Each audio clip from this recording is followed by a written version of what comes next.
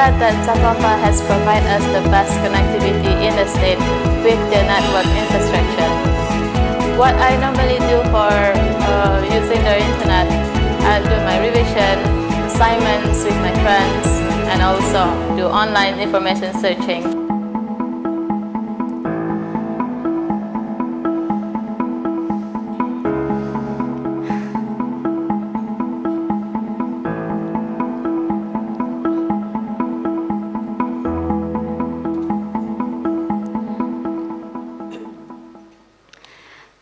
The Right Honorable Chief Minister of Sarawak, distinguished guests, delegates, participants, ladies and gentlemen, welcome back to IDEX 2020. Our next highlight is the panel discussion on Sarawak Digital Economic Strategy 2030 with our panelists, Yang Berbahagia Tan Sri Dato' Amar Haji Muhammad Murshidi bin Abdul Ghani, who is here now at BCCK, together with Yang Berbahagia Dr. Anderson Tiong. And our panel is joining us from Kuala Lumpur, our Yang Berbahagia Tan Sri Abdul Wahid Omar, Yang Berbahagia Datuk Muhammad Ali Hanafiah, and Mr. Michael Graham. Our moderator for this session is Yang Berbahagia Prof. Jack Singh, Chief Scientist and Chief Advisor of Sarawak Multimedia Authority. So please, gentlemen, take your seat on the stage. Persilakan dengan segala hormatnya our panelists.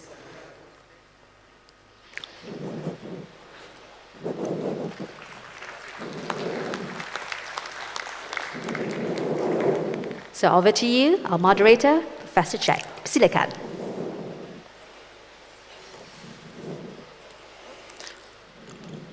The Right Honorable Chief Minister, the Honorable Deputy Chief Ministers, Honorable Ministers, the Honorable State Secretary, the Honorable Assistant Ministers, the IDEX Chairperson. Ladies and gentlemen, a very good afternoon to you all.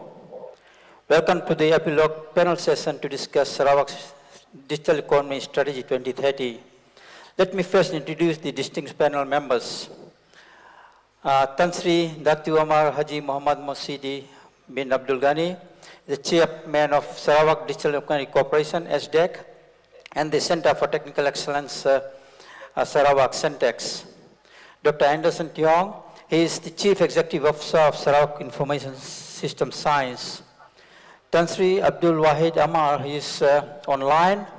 He is the chairman of UKM and also Bursa, Malaysia. Datuk Muhammad Ali Hanafiah Muhammad Yunus is Chief Operating Officer, Digital Services and Sector, MCMC. And finally, Mr. Michael Graham is the Chief Digital Officer for PwC Malaysia. Ladies and gentlemen, just give you a brief background. Today, COVID-19 pandemic has caused major challenges for the global economy and community in particular. While employee health and safety remain the top priority, going digital has become the new normal for governments and businesses to accelerate sustainable economic recovery.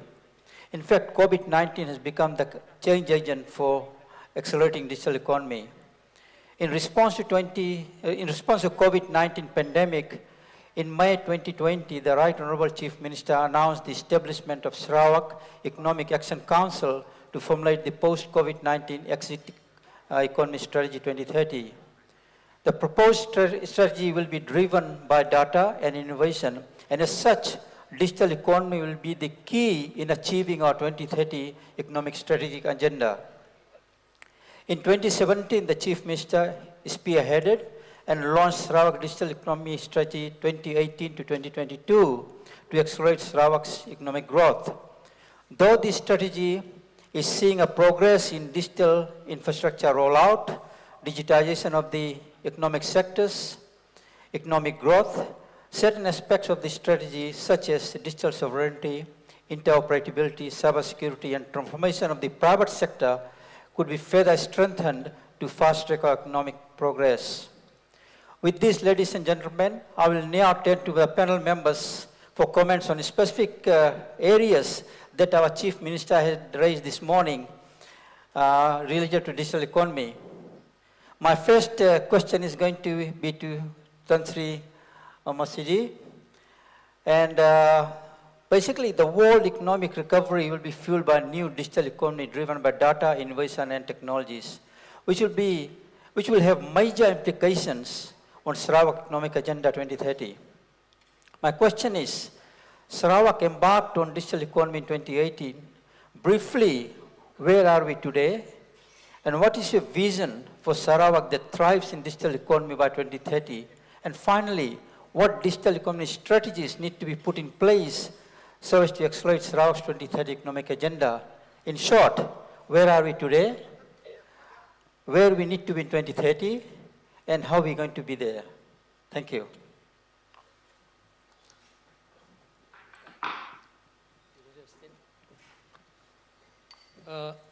Thank you, Professor Jack. Yang Amat Berhormat, Ketua Menteri, ladies and gentlemen.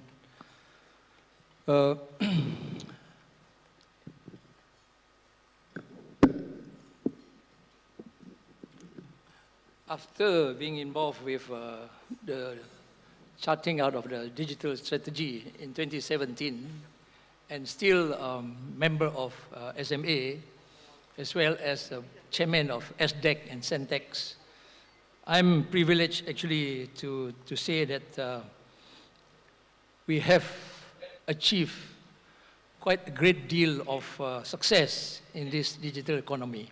And I think after hearing what the Chief Minister said this morning, it is a testimony that we are truly in digital economy already.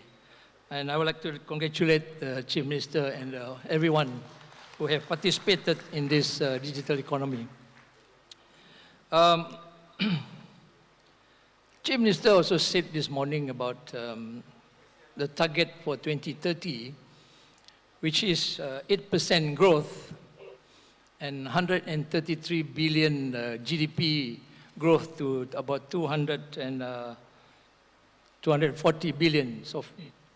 And Gini household income from 5,000 to 16,000. He even said it's a tall order this morning. But yes, it is a tall order, but with government intervention, with policy intervention, with programs and incentives that are being put in place, and of course, with a lot of hard work from everyone, I think we can reach to that level of target of 8% growth by 2030. Sir, I think your vision is correct. I think what has been said by a few speakers this morning is already happening in Sarawak as well. I do not intend to repeat what Chief Minister has said, especially on the achievement, but I must say I'm proud that we are on the right track. And to me, you're giving me about 5 minutes, right? In 5 minutes, I like to just focus on the three areas, which is what the government is putting emphasis now. Number one is digital connectivity infrastructure. Number two is digital inclusivity. And number three is digital talent development. These are the three basic foundations of how our digital economy will be able to be achieved in the year 2030. With these three success, the rest of the sectors will easily ride on it. Digital connectivity infrastructure. Well, we have heard about extensive coverage that's going to be done by the government, and I believe that can be done. And of course, with this internet and also mobile communication coverage, we'll be able to reach all nooks and corners of the state.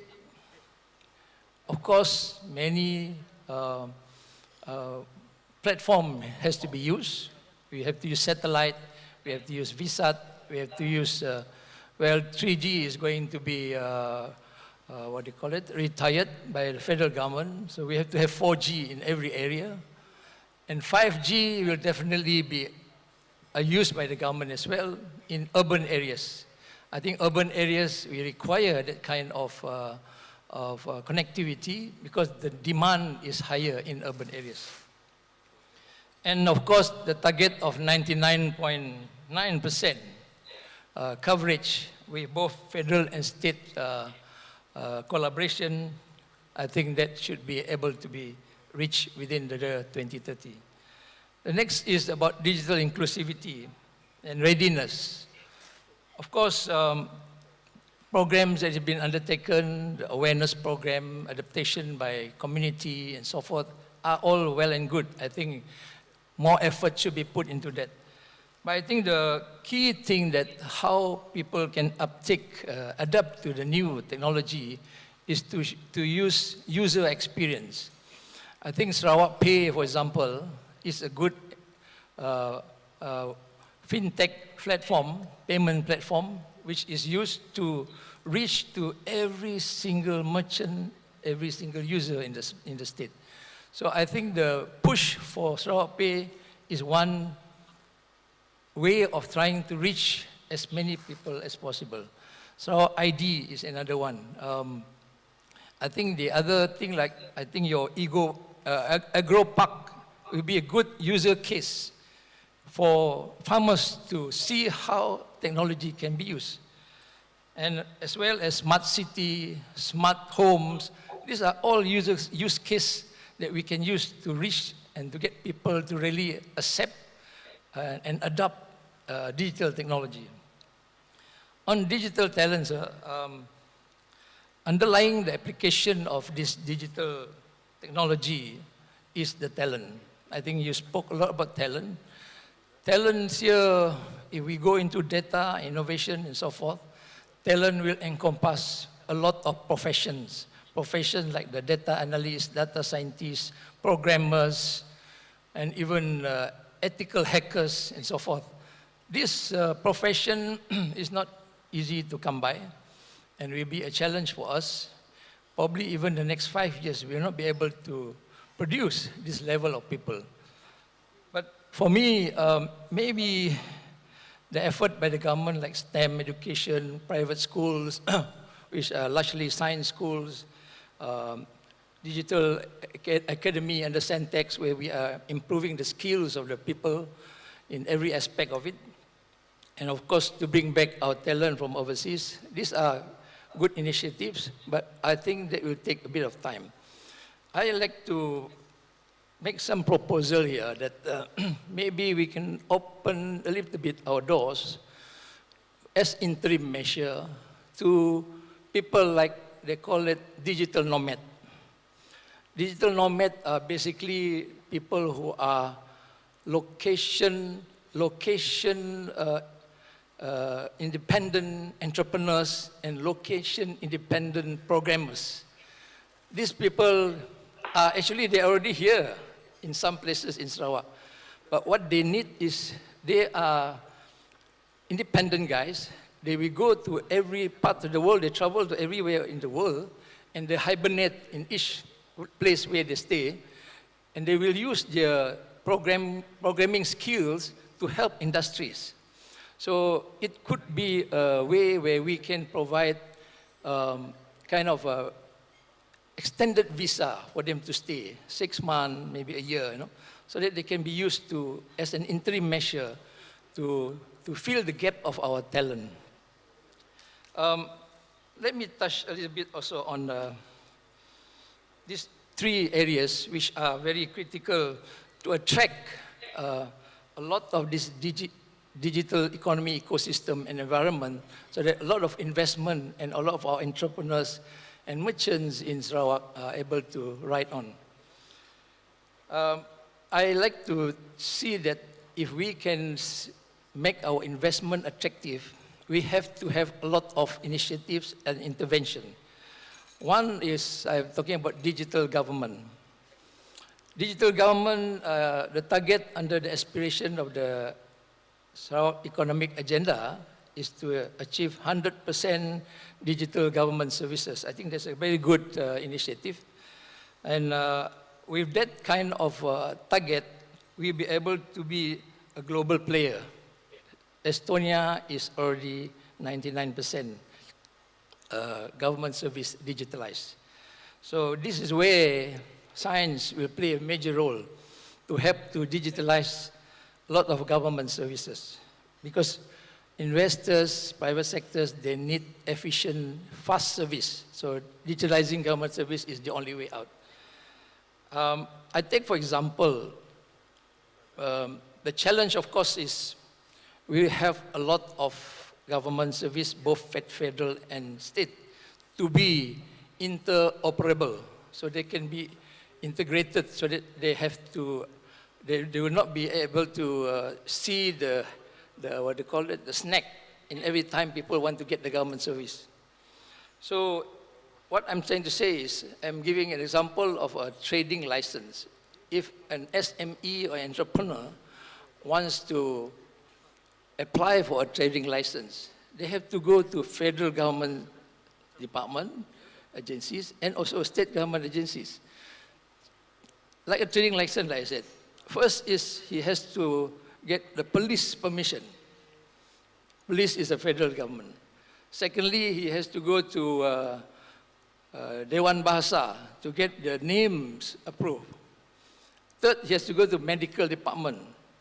Fourth, he has to go to the council. And finally, he will have to get the license from the Inland Revenue. So there's 5 government agencies just to apply for a trading license.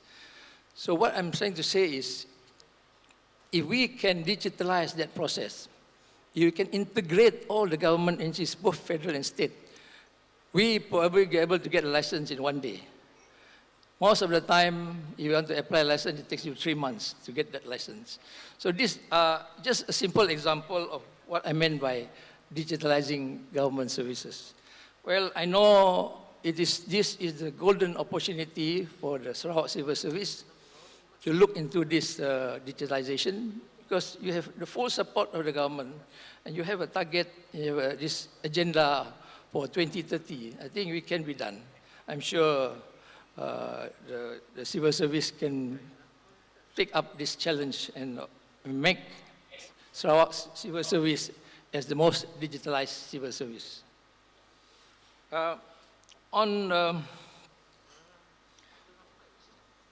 On investment, I think we should be riding on what Estonia, as mentioned by CM this morning, has been forerunner in digitalization in Europe. Estonia is now a digital society. They have achieved fully digital inclusivity of the people as well as the community and the private sectors. 99.9% of the civil service or the government service are digitalized. 94% of the residents use digital ID. All Estonia has mobile phone network. All towns and villages covered with internet service network. 90% of them use internet service, and over 1,000 free Wi-Fi service. They even vote online now. So what I'm trying to say is, Estonia took 20 years to reach to that level. Now we have already gone into it. We are going to reach it in 2030. So in other words, like I said, a lot of intervention has to be put in place. The other thing is, I like to also mention about how to increase the uptake of digital technology in the private sector. You said this morning that SDEC has been formed to pursue the participation of private sector in digital economy. We have 40,000 SMEs in Sarawak. And we are targeting at least, if not more, 50% of them to actually use digital technology in their business, in their efficiency of their projects, of their business, as well as to increase their productivity.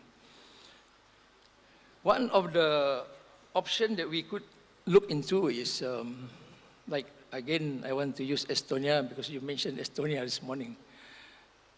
They have this concept, they call it the e-residency.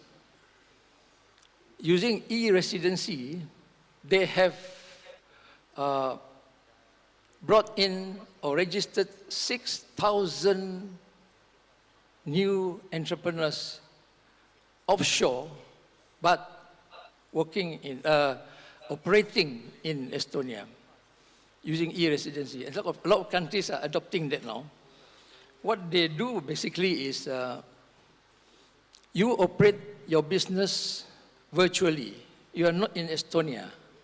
You are in other countries, but the business is in Estonia.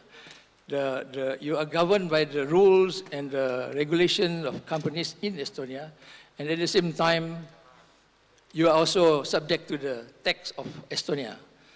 This is one area I think it could be a way of how to increase and catapult our economic growth. Because to me, 8%, maybe 4 to 5%, 4% government. The other 4% has to come from private sector. So I like to say that SDEC is now studying this concept. We will come back with a detail on how it can be operationalized and probably to get government to consider that. So I think he just said that I've reached my 5 minutes. Well, I have a few more to say, but thank you very much. I think these are just few areas within that 5 minutes I can mention. Thank you. Thank you, Tan Sri. I think you very cleverly led me to the next question, which was on infrastructure. And basically, this question I would like to direct to Datuk Muhammad Ali Hanafia from MCMC. SRC infrastructure and connectivity, as we strive to capitalize on digital economy, investment in digital infrastructure and high-speed connectivity has become the imperative agenda that need to be addressed to accelerate the state's digital transformation and 2030 economic agenda. What challenges do you see to provide high-speed digital connectivity, in particular in Sarawak, and what strategies and policies are needed to accelerate the foundation of high-speed digital connectivity? You might like to align it with the Jendela initiative of federal government and see how that can address some of the initiatives that you think that can be of value to Sarawak. Thank you. Thank you, Professor Jackson. Ya, Amat Berhormat Chief Minister, Ministers, distinguished guests, and also fellow speakers. Firstly, I would like to thank the organizers for the opportunity to be part of IDEX this year. It's certainly an honor for MCMC to be part of this yearly conference. As to pick up from the question that was posed with regards to challenges, I think whenever that we embark on an initiative or a journey, there will always be challenges along the way. And that was why before we started anything, we commenced a National Digital Infrastructure Lab, or the NDIL in short, which was actually participated by various stakeholders, such as telcos, government departments, agencies, and also SMA, the Sarawak Multimedia Authority, was also involved as well. The lab went on for about 4 weeks, so about 1 month. The lab discussed the aspirations, the short term, the medium term, and also targets, and what are the obstacles or the hurdles that will be coming up. Apart from that, there are also learnings that we got from the COVID-19 pandemic that we can't just push it aside. We saw internet traffic increase by 30 to 70%, and then we saw internet usage moving up into the residential area by about 50 to 70%. Internet speed, however, has reduced or slowed down due to this by about 30 to 40%. And complaints on internet speed, needing for new coverage areas, and also indoor coverage have increased by about 40 to 70%. Now, all these need to be considered in the Jendela planning. So, what was the outcome? The outcome was that Jendela was approached through a phased approach, as we had targets to be completed by end of this year, 2020, and then there were targets to be completed by 2022, which we categorize this as the midterm, and we have targets that goes beyond this to be completed on a long-term basis within the RMK, the Rancangan Malaysia ke-12 period. So from this year, where are we? We did a stock take. We have already connected about 4.9 million fiber premise pass, and we want to increase this further. And so the planning is that with Jendela, by year 2022, we should be achieving about 7.5 million premise pass by then. In terms of 4G coverage, today we are at 91.8% populated coverage, and we are targeting this to grow up until 96.9% by 2022. In terms of mobile speed, we are experiencing about 25 megabits per second today, and by 2022, we are targeting this to be increased up to 35 megabits per second. The aspirations is actually to enhance the rakyat's experience on seamless connectivity at the urban, the suburban, and also at the rural areas. Also, to maximize 4G infrastructure and technology, extending its coverage and speed nationwide, and that quality of experience is incorporated as part of the quality measurements. What does it mean for Sarawak? Jendela will bring additional 43,000 premises to be equipped with access to fiber, approximately 700 new towers to be built, and upgrading of about 2,000 existing base stations to be able to be providing 4G coverage on a commercial basis. Apart from that, there will be 600 additional new towers to be built, 1,000 existing base stations to be upgraded, and copper migration for 21,000 subscribers, all under our Universal Service Provisioning Initiative. We will definitely be working together closely with the Sarawak State Government, and one relevant agency that we are always working closely together would be the Sarawak Multimedia Authority. With SMA, we identify areas to be covered, and we plan together in terms of the rollout plan, and whatever hurdles, and we also discuss together with them, and what is the best technology in place, we also discuss together. There are areas within the urban and suburban areas that can be fiberized instantaneously, but obviously when we go further into the rural and remote areas, there are other technologies that we should be considering as well, such as VSAT and satellite technologies. Just to pick up from where Tan Sri Dato' Amar Mushidi mentioned just now, in terms of supporting the digital economy, we always have the access in terms of personal access, and on the other hand, we also have the collective access. Now, through collective access, this is where we have our internet centers or our pusat internet communities that we have in place for the communities to come and utilize whatever infrastructure that we already have. All of these pusat internet community or the internet centers are equipped with at least a bandwidth of 20 megabits per second. They will have teachings on ICT and also entrepreneurship, online entrepreneurship. And as it is today, we have already established about 129 of these pusat internet communities for the state of Sarawak. Maybe I will just stop there for the moment. Thank you very much, Dato'. And probably I think another very important area that I want to touch on is data and security.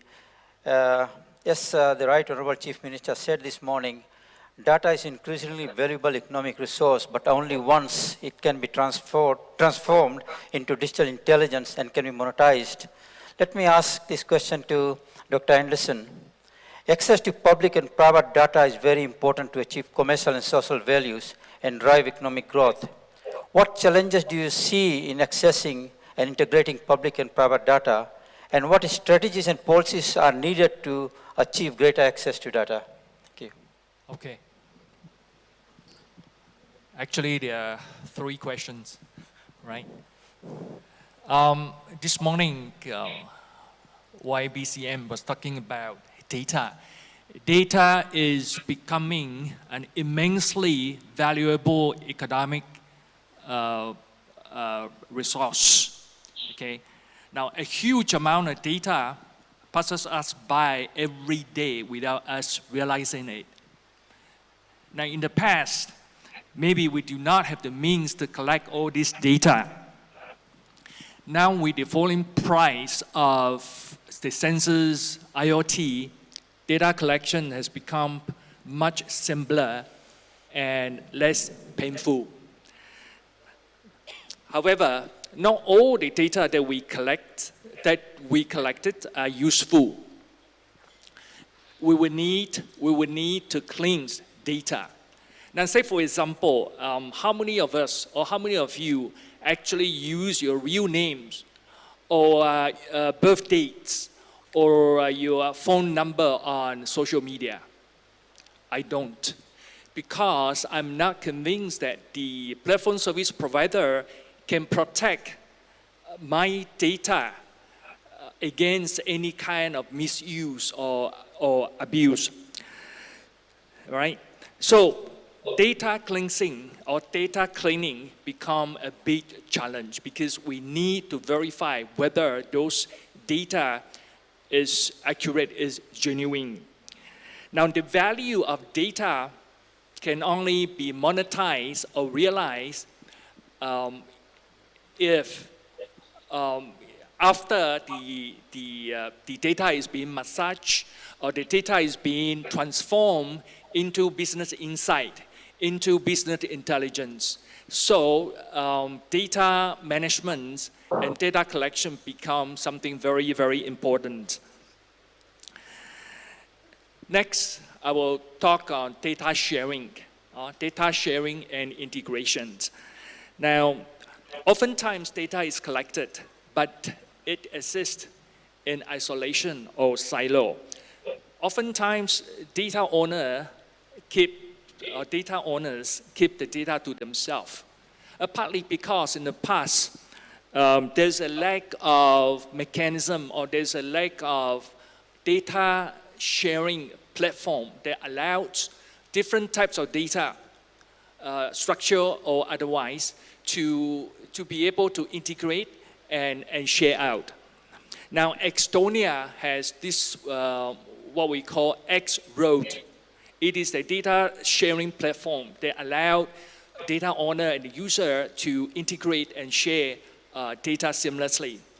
Now, over here, Sarawak government has something similar, a data integration platform we call Smart Exchange that will allow shareable public data as well as private data to be shared, to be integrated by using connectors. Now, next, I'll talk a bit about security. Now, I'll ask a question. Yeah. Okay, thanks, Dr. Anderson. I think when we talk of data, then security is very top on the agenda. And my question to you is, while technology is certainly integral to cybersecurity, even the best solution could be undermined by one person's action. How can organizations create an environment where the human factor is less likely to compromise cybersecurity?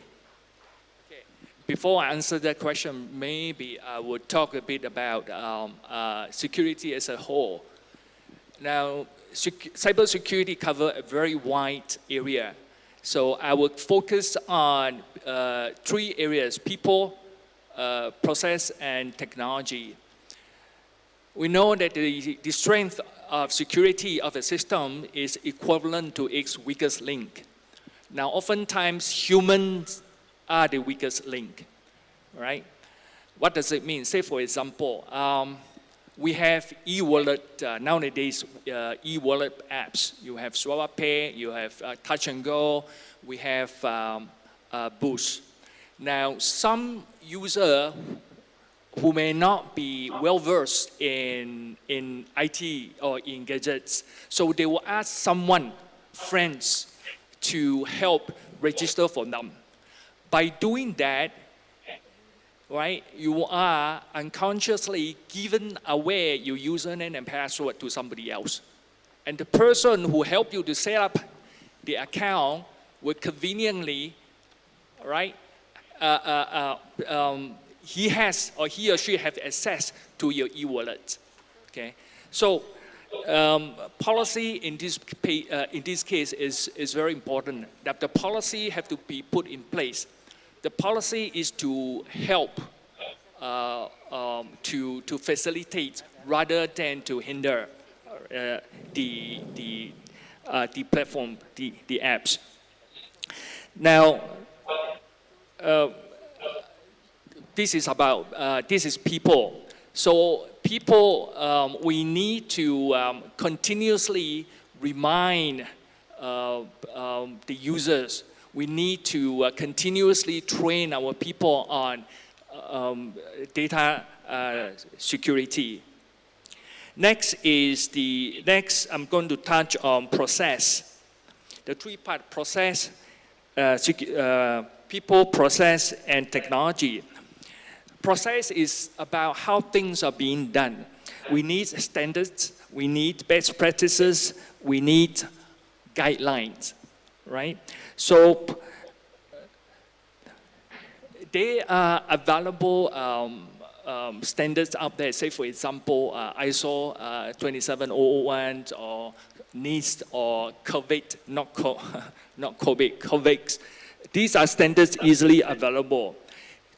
By implementing this guidelines or best practices, confidentiality, integrity, and availability of the data can be preserved, right? Lastly, technologies. Technology is to help us to enforce security policy. Say, for example, password. Now, how do you enforce password policy? If I have a policy that your password has to be more than 8 characters and at least 1 special characters. Now, without the technology, without the software, you have to literally check on the user password. Now, with the IT, with the software, when you create your password, the software will kick you out if you do not comply with the policies. All right. Now, can you? Yes, can just one more. There is no foolproof security. All right. The only foolproof security of a system is to take it offline, is to lock it up.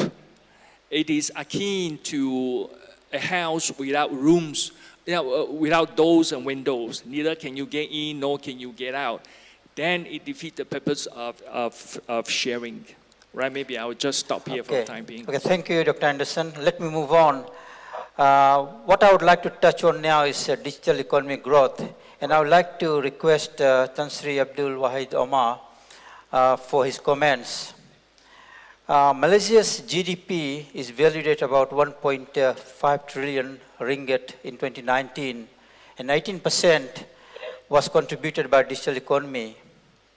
In brief, the digital economy aspects of the economic aspects of digital economy can be clustered in 3 areas: mostly digital hardware, platform technologies, and digitalization of economic sectors. Based on 2019 UN report, geography of digital economy is highly concentrated in 2 countries, that is USA and China. My question to you, is what Malaysia needs to do to maximize market capitalization of digital economy? Tan Sri. Well, thank you, Professor Jack. Bismillahirrahmanirrahim. Assalamualaikum warahmatullahi wabarakatuh. And a very good evening. Yang Berhormat Chief Minister, Deputy CM, Datuk Sabaria, and everyone at Kuching, Sarawak. Let me begin by thanking Datuk Sabaria and the team at the Sarawak State Government for inviting me to be part of the panel session. I must say that I was very much looking forward to being there physically, and I was supposed to fly yesterday, but unfortunately, because of COVID-19, we've not been allowed to travel, so I have to defer my Laksa Sarawak session and meeting up with old friends to a later date. Well, I guess, Professor Jack, perhaps before I answer your question directly, maybe I can relate a little bit to what Randy Zuckerberg mentioned earlier about the fast adoption of digital economy or e-commerce because of COVID-19. Now, I would say that Bursa Malaysia and the stock market in general has been a major beneficiary of this COVID-19 in the sense that it has accelerated the adoption of digital economy. We have seen our average daily volume or value double from 1.9 billion ringgit per day last year to about 4 billion ringgit this year. And we have seen our velocity up from 28% to 71%. We have seen retail participation, which we've been working very hard before, increasing from the 20% level previously now to 33% of the total market volume. And we've also seen online broking making up 44% of the total trading in the market compared to only 35% previously. And of course, alhamdulillah, overall the market has performed relatively well. Although our stock market is down in terms of the Kuala Lumpur Composite Index, down by about 5% year to date, we are certainly one of the best performing markets in ASEAN compared to, say, Singapore, which declined by 23.5%, Indonesia, which is down by 22.7%, and the stock exchange of Thailand, which is down by about 21.7%. So clearly, the capital markets in general have been a major beneficiary of COVID-19 and the adoption of the digital economy. So to your question, what Malaysia needs to do to maximize our market capitalization of the digital economy? Well, you mentioned, Professor Jack, that the digital economy currently contributes some 18.5% to our GDP in 2018, and we expect that to grow to 20% soon. Unfortunately, in terms of the presence of these digital economy companies in the stock market, it is still small relatively, at only 4% of the total market capitalization, and that's about only 64 billion. But we are seeing encouraging growth though, because 3 years ago, it was much smaller, and it has grown by 88% over a 3-year period. In fact, this year, it has grown by 49% compared to last year. Now, I think there's ample opportunity for the market cap of the digital economy companies to grow, especially with the adoption of new technologies and digital transformation. So perhaps I can mention 3 possible areas. I think firstly, the infrastructure rollout under Jendela, as explained by Dr. Ali just now, it will enhance connectivity significantly with 4G broadband to cover some 97% of population by 2022. Now, I think this is great because it will not only be good for economic growth, but it will also level the playing field, so to speak, in terms of access to education and to protecting the environment. So imagine even parts of the forest reserves will be covered, and this is where you can actually track whether there are some illegal activities in the forest areas, whether in terms of illegal logging or in terms of wildlife poaching and so on. Now, secondly, we will be seeing the current infrastructure providers like Telkom Malaysia, Axiata, Maxis, Digi, and Time transforming from purely providing connectivity to truly becoming a digital company. So, in fact, if you know, Axiata has already stated that they are no longer a telecoms company, they are a digital company. And these companies currently classified under the categories of telecommunications and media. They have a market cap of 128 billion ringgit, representing 8% of the total market capitalization of Bursa Malaysia of 1.6 trillion. So, meaning that if you add this 8% to the earlier 4%, it will make up about 12% of the total market capitalization of companies listed. So that's actually the second point. So the third is in terms of our deep capital market and the facilitative ecosystem, very much supportive of businesses' fundraising needs as they emerge from this crisis and tap into new growth opportunities in the digital economy.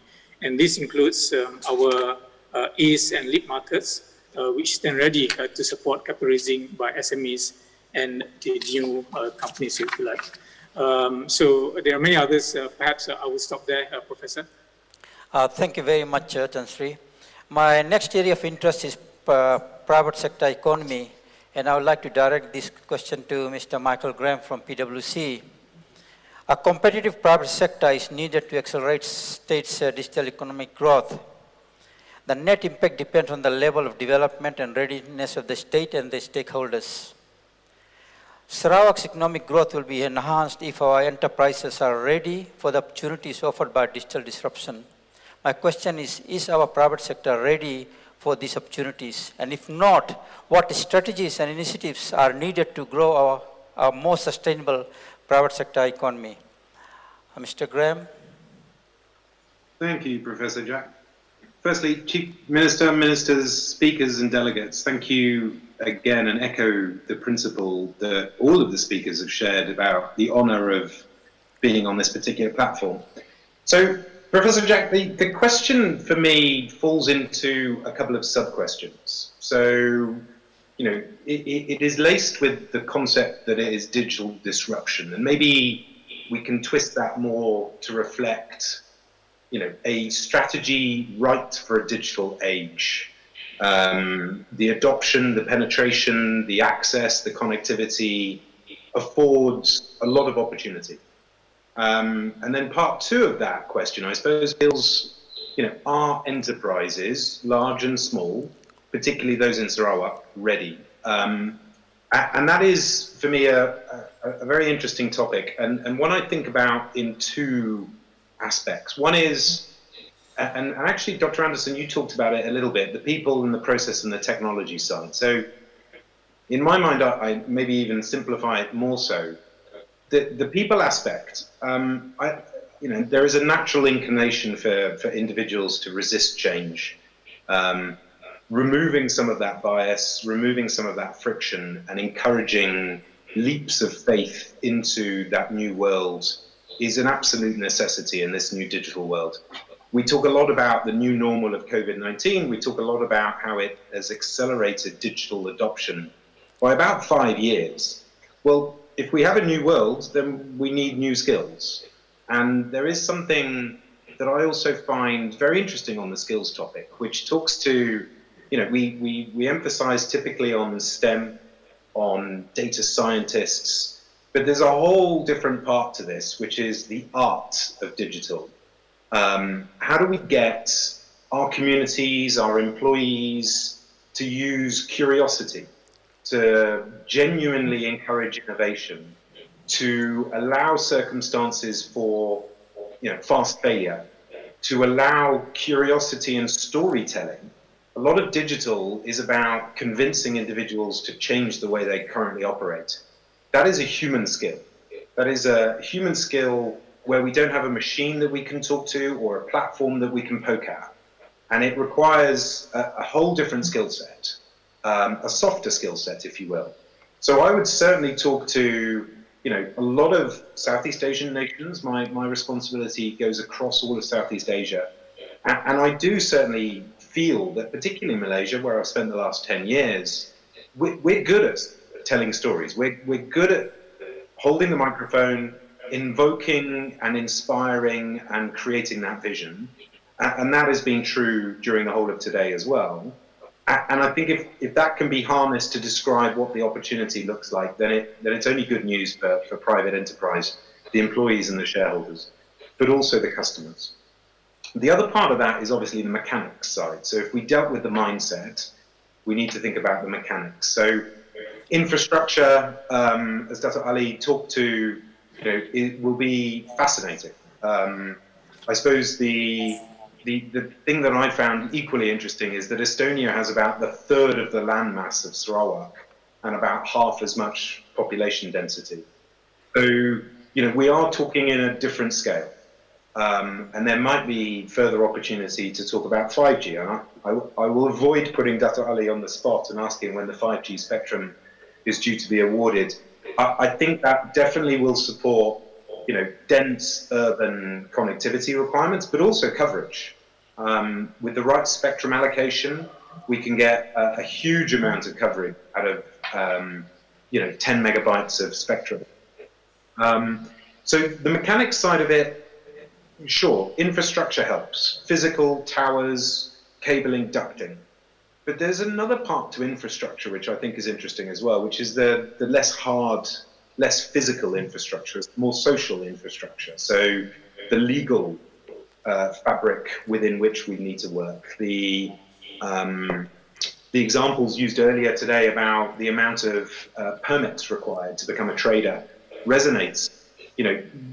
Imagine that world in an Estonia, 99% government services. You click once to register your birth of your beautiful girl or your beautiful boy, and automatically about 20 different things occur, including lifestyle subsidy, plus also recognizing your tax rebate profile completely differs because you're a household of 3 or 4 or plus.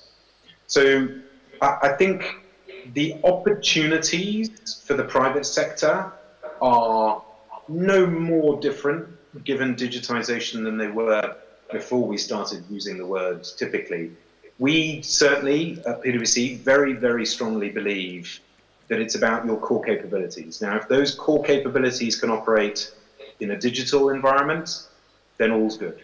If you need to pivot those to a digital environment, be it your digital channels or your engagement strategy with your consumers, the example cited about monetizing your WhatsApp community to effectively create social commerce.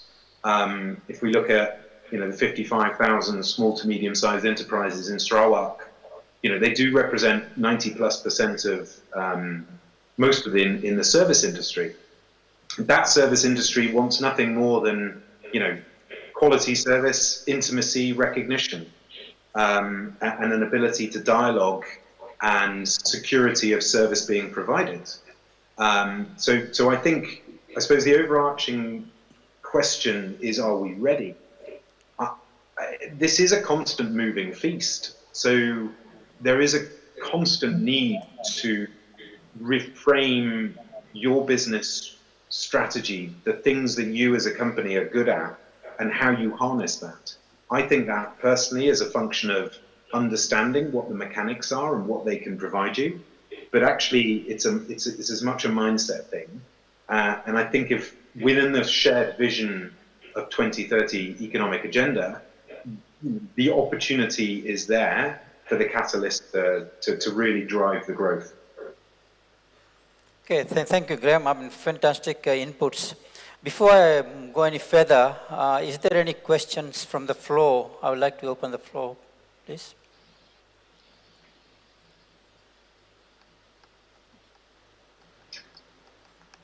Prof. Jack, maybe might I ask a question of Dr. Anderson? That's okay. Yeah.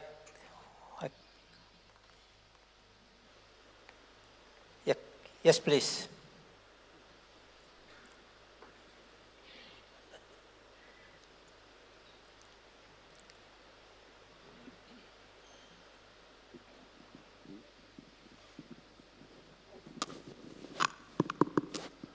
Hello, thank you. I'm Roger Chan from the Chinese Chamber of Commerce and Industry, heading the Digital Economy Committee.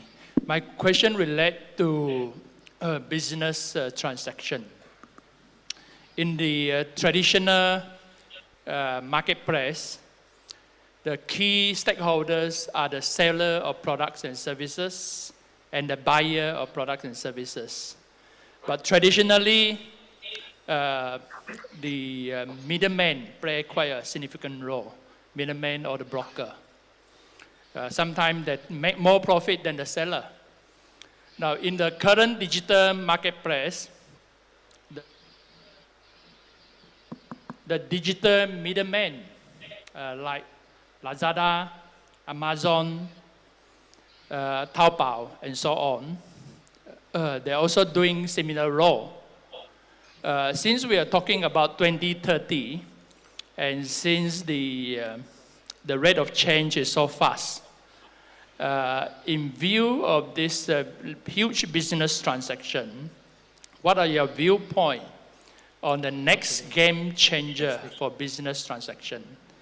Because with the current technology like fintech and blockchain, they're talking about removing the middleman. Because the middleman role is actually providing the trust for the seller and the buyer. If a seller wants to sell something, the buyer, before paying the money, they go through a middleman. That middleman like Lazada, or it could be a bank, so that your money is parked in the safe place. Now, digital bank is following this new model that everything can be transacted digitally and you feel safe and trust.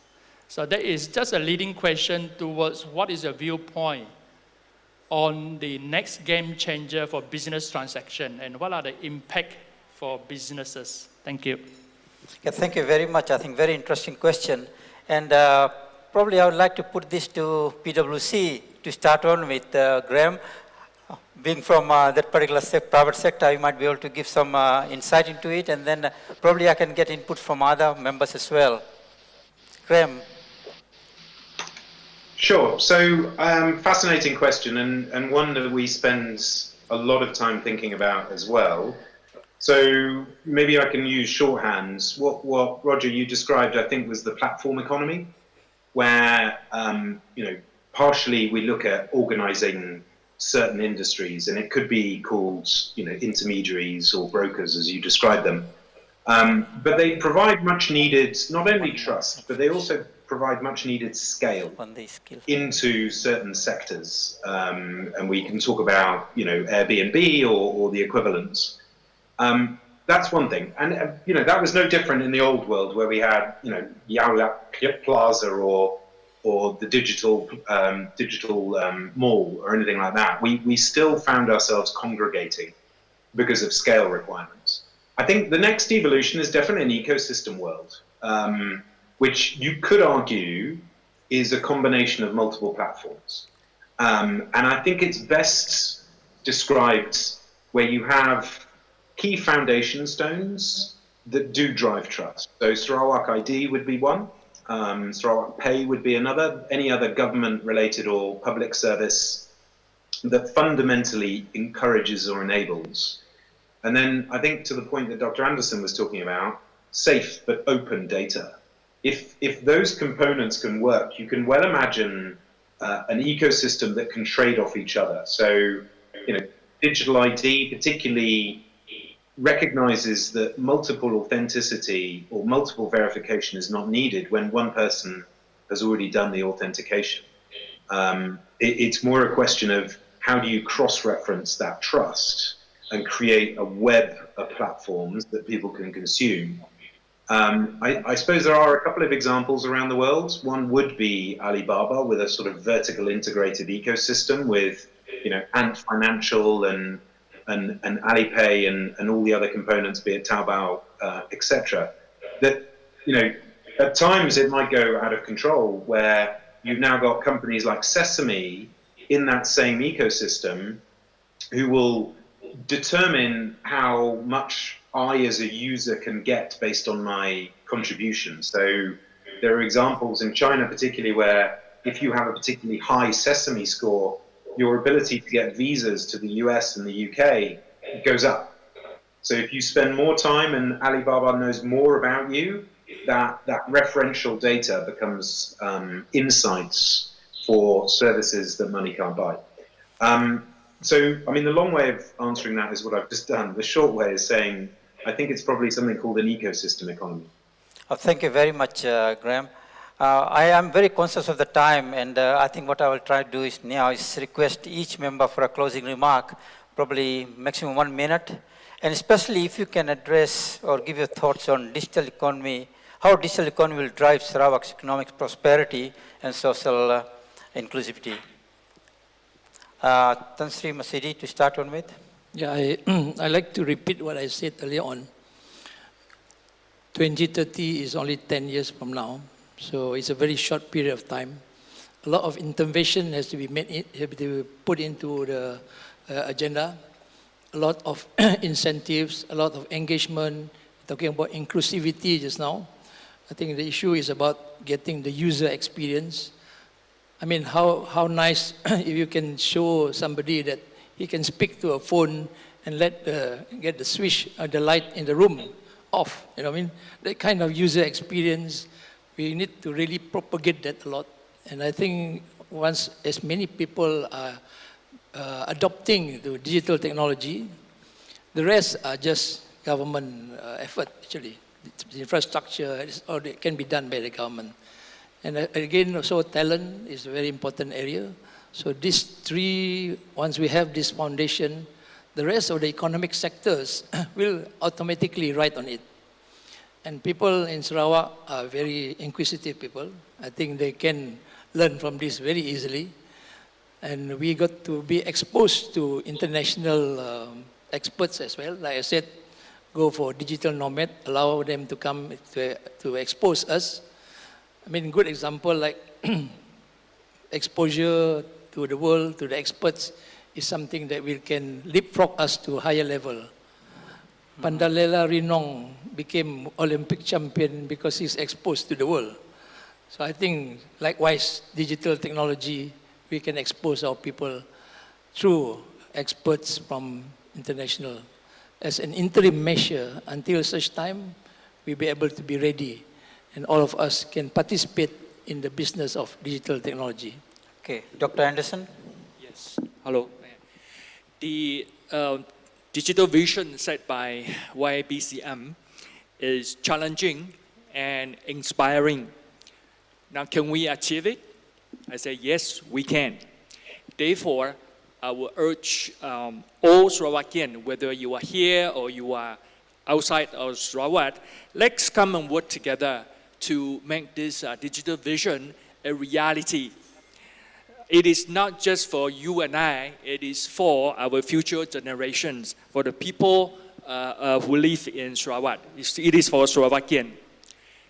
The journey of 1,000 miles starts with the first steps, and we have just taken the first steps. Thank you. Okay, thank you. I will request Tan Sri Abdul Wahid Omar probably for a 1 minute comment, please. Well, thank you, Prof. I must say that the vision of the Sarawak State Government is actually very bold and very inspiring at the same time. And I would like to encourage everyone to actually work together towards achieving that. For me, perhaps there are 3 particular areas that you need to ensure that is executed well. I think firstly, in terms of getting the physical and digital infrastructure done. So I think both are actually complementary, and I'm very encouraged by the progress of Jendela and the commitment from MCMC and the federal government, as well as the state government's commitment to develop that 300 towers, among others.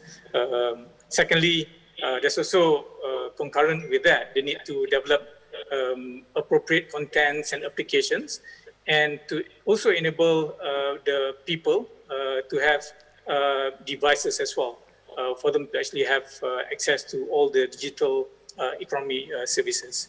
And the third, going back to the aspiration of being a prosperous, equitable, and sustainable society, I think there's probably room for greater competition to ensure more level playing field, and also perhaps the enactment of an Equitable Opportunity Act to make sure that every single individual, whether in the state or in any parts of the country, will have that equitable opportunity to be employed and to partake in business, irrespective of their ethnicity, their gender, and their age, and also making sure that people from rural areas will have that equitable opportunity as well. Thank you. Thank you, Tan Sri. And now, Datu Muhammad Ali, your closing comments, please.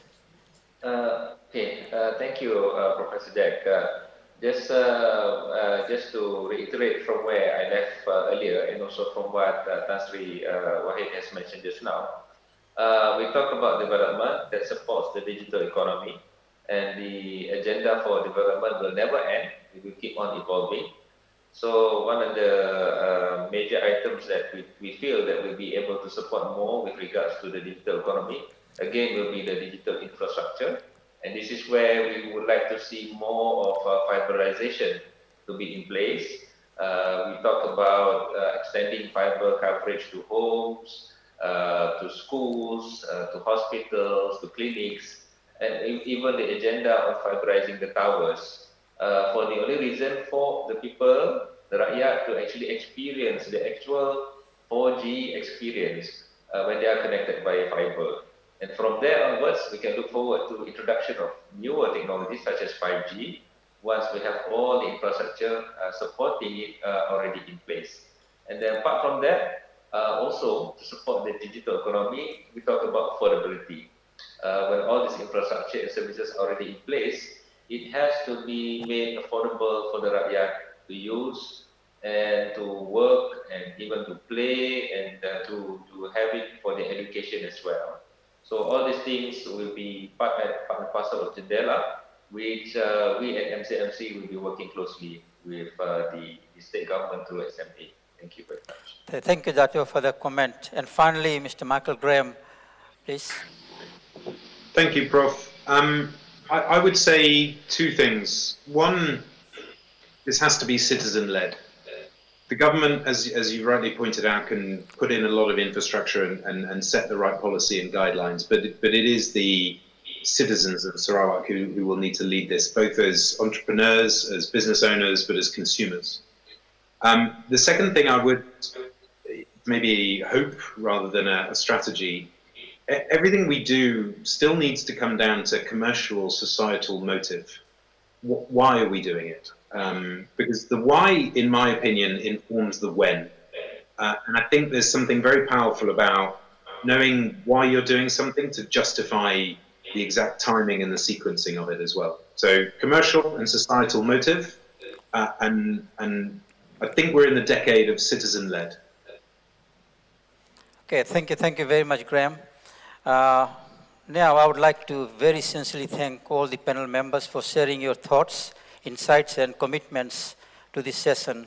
I do realize that COVID-19 pandemic has made it challenging to participate, but it hasn't dampened our commitment and enthusiasm to contribute, share and exchange ideas.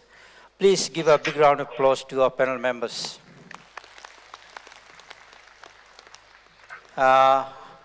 Thank you and stay safe. I'll bring this session to a close now. Thank you.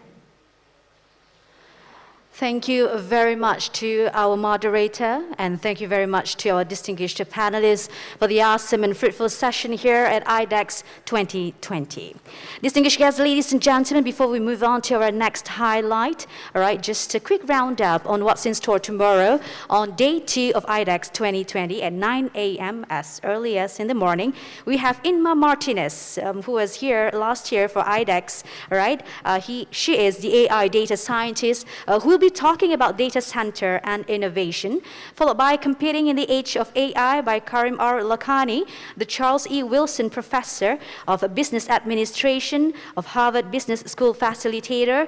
And also, we have later on talent development in multimedia. That is the topic for another parallel session by Muhammad Usama Zaid Yassin, a CEO of WOW Animation Studios. And right after that, ladies and gentlemen, would be the parallel session with Professor Suk Young Kim from UCLA School of Theatre, Film and Television, with the topic Competitive Advantage of K-pop through Digital Media. So this is going to be very, very interesting, especially for the K-pop fans, all right? And then followed by another parallel session on impact of COVID-19 on online retail that would be presented by Porter Erisman, leading expert on e-commerce in China. And while in the afternoon, you'll get to join Dr. Rizal Khairi bin Ahmad, the CEO of Nano Malaysia Berhad, who will be sharing on nanotechnology in commercial agriculture. So this is another interesting topic as well. And the last session tomorrow would be on reimagining energy by Prof. Gordana Kirans, professor, consultant, and trainer of TEDx speakers. So all these sessions tomorrow, ladies and gentlemen, on day 2 of IDEX 2020 can be watched via IDEX webinar or the official Facebook page of IDEX, as well as UCAS channel and TV Sarawak. Distinguished guests, ladies and gentlemen, all right, here's some good news for you, for everyone here, for those of you who is joining us on IDEX 2020 since this very early morning. All right, for day 1 of IDEX 2020, we are reaching 3,000 participants throughout Sarawak and counting. And they join us via online from their respective stations, and yes, statewide, and more than 10,000 of viewers across the world watching us live since this morning, and we have received positive comments and feedbacks. Wow, simply amazing for day 1 of IDEX, all right? And we expect to have more participants joining us tomorrow for the final day of IDEX 2020. And as we mentioned earlier, this is the first of its kind on this scale in the nation for an international conference to be held on a hybrid digital and interactive platform. IDEX, simply amazing. Another big round of applause, ladies and gentlemen, for IDEX 2020. Distinguished guests, ladies and gentlemen, and for our final highlight for today's IDEX 2020 is the closing remarks by the Right Honourable Chief Minister of Sarawak and patron of IDEX. So thus, may we invite the organizing chairperson to invite the Right Honourable Datuk PATINGGI Dr. ABANG HAJI ABDUL ZOHARI, Bintun Datuk ABANG HAJI OPENG, Chief Minister of Sarawak, to present his closing remarks for IDEX 2020. Ladies and gentlemen, a big round of applause for patron of IDEX.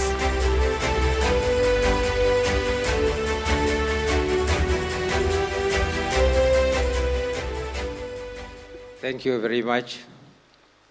Honorable Deputy Chief Ministers, Ministers, ladies and gentlemen. First of all, I would like to congratulate you for staying in the room and listening to all the experts' advice and information on the question of digital economy. I would like to comment and elaborate on 2 things only.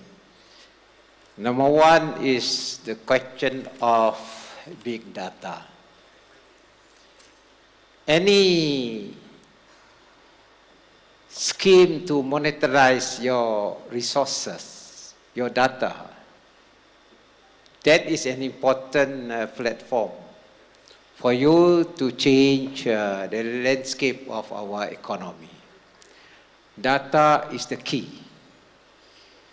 And data has to be analyzed. And that will give you an outcome. And that outcome will become your product. So I would like to mention here, as a policymaker, that Sarawak is blessed with resources that give you the data. And just an example, our biodiversity is one of the richest in the world. And this biodiversity contains a lot of data. And this data become your platform for you to drive the economy. And it becomes our competitive advantage. We have heard the views of Garelli, the first speaker, and the second speaker, of course, Randy Zuckerberg, and of course, Dr. David, and also the panelists. All are touching on the question of the available data that you have, including the virus, and how you can analyze that data, which become your resource. And then you process it, and then you go to the market. So in Sarawak's perspective, I think we have a lot of geological data. You have a lot of natural data, but we lack how to process our data. And this process, based on digital technology, basically is artificial intelligence. In other words, we have to apply artificial intelligence process in order for you to analyze the data and monetize the data, which in turn will drive our economy. And therefore, digital economy, first, infrastructure is important.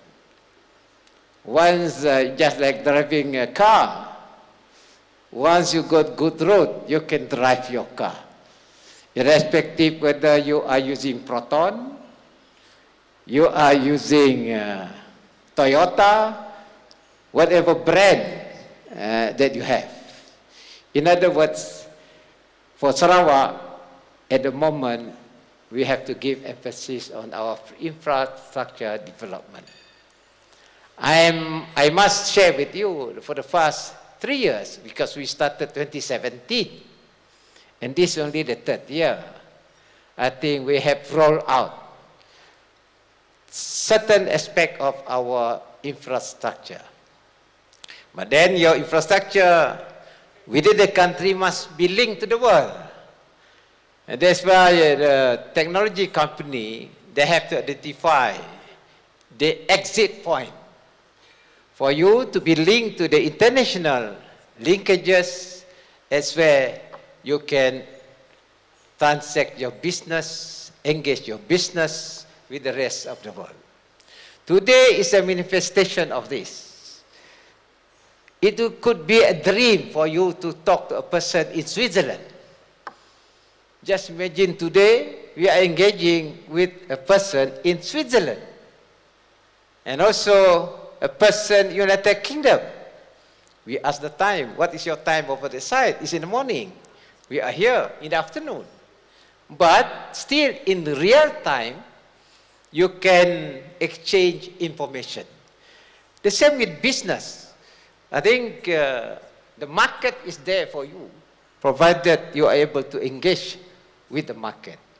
Therefore, our strategy now is, of course, we are rolling out our basic infrastructure. And then number 2, the question of transferring the data for us to monetize the resources that we have. That is from Sarawak perspective. So the government, the state government, will pursue this. We must have the right channel for us to share data. I agree with the panelists that sometimes you have to open your door to experts to come over to Sarawak. Singapore did that. Singapore opened the door to experts throughout the world. And that's where Singapore is today. Of course, there is a political issue here.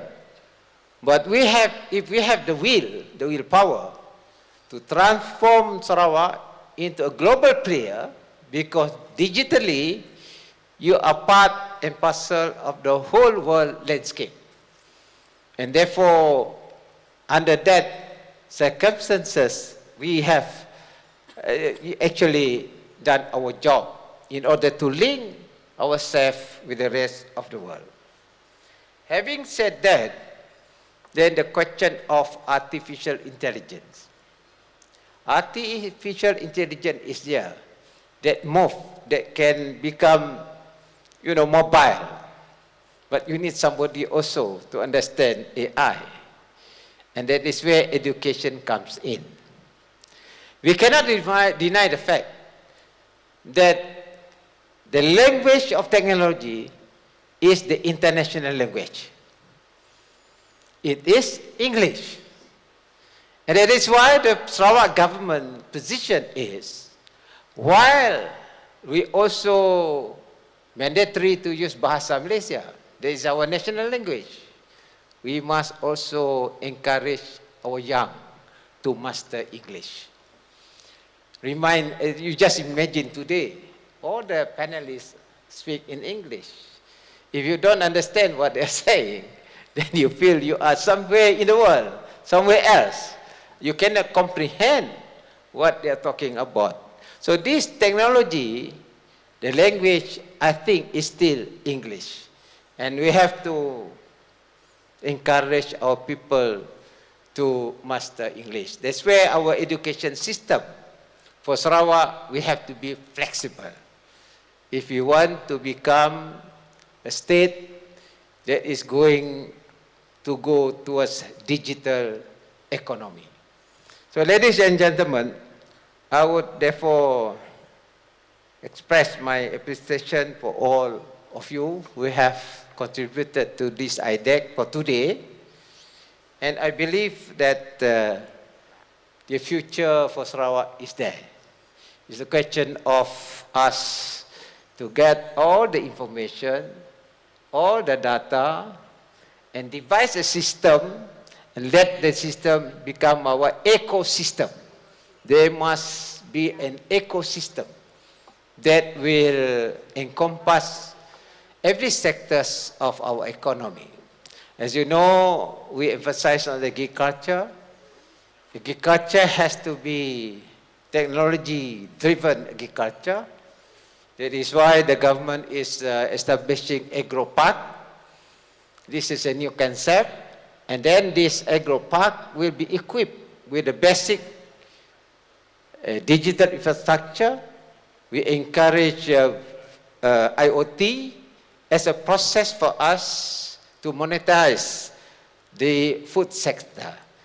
And food security is important as much as cyber security. Both are very important in the new ecosystem, and we are driving towards that. So ladies and gentlemen, once again, I would like to thank you. In conclusion, that this has been a very exciting period, and we keep on analyzing this. But what is important is when you talk about the virus, coronavirus, it has connected or linked to healthy living. I know I think Randy was the one who talked about the goat. This animal goat become a corporate introduction.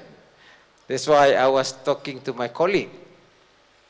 We can fight virus if we are healthy and we protect our environment. If she has the goat, we have the orangutan as our symbol. Because the orangutan, the habitat, is very much linked to the environment. With that, I think I draw something while I was talking to Douglas. I hope we can share that what I have really sketched. Can somebody just share what I have drawn? Where we have the orangutan.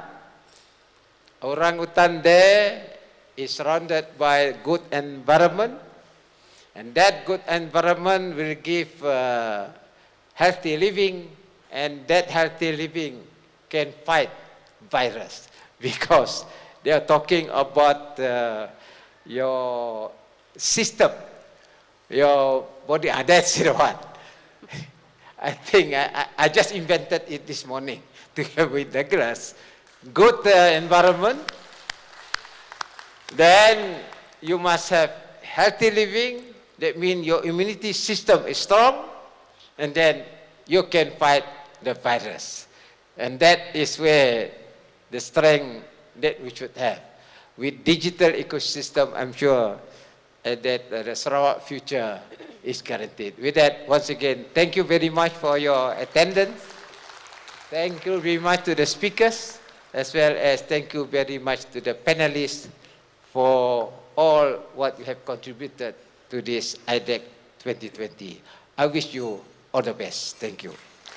The Right Honourable Chief Minister of Sarawak and Patron of IDEX. Another big round of applause, please, ladies and gentlemen, for our guests of honor. As you can see earlier on, ladies and gentlemen, IDEX 2020 infographic visualized by Sketchpost, the graphic recorders and designers in Singapore, Malaysia, and Hong Kong, brought to you by Sarawak Centre of Performance Excellence School.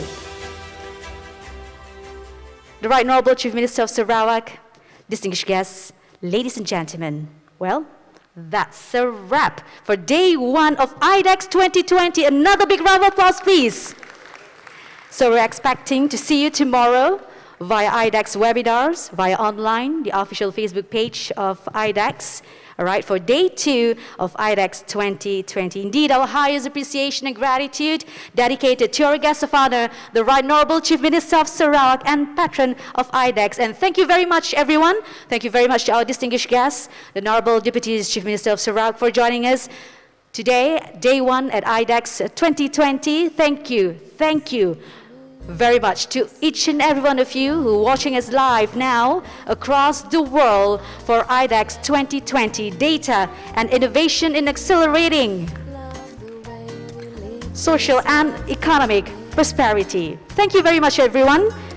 My name is Sharifah Farah binti Haji Wan Taha, and I'm signing off. Wabillahi taufiq wal hidayah. Assalamualaikum warahmatullahi wabarakatuh. Salam sejahtera. Salam Sarawak ku sayang. Days with each new phrase, I hum that melody, and all along I love the song, but I never learned it through. But since the day you came along, I've saved it just for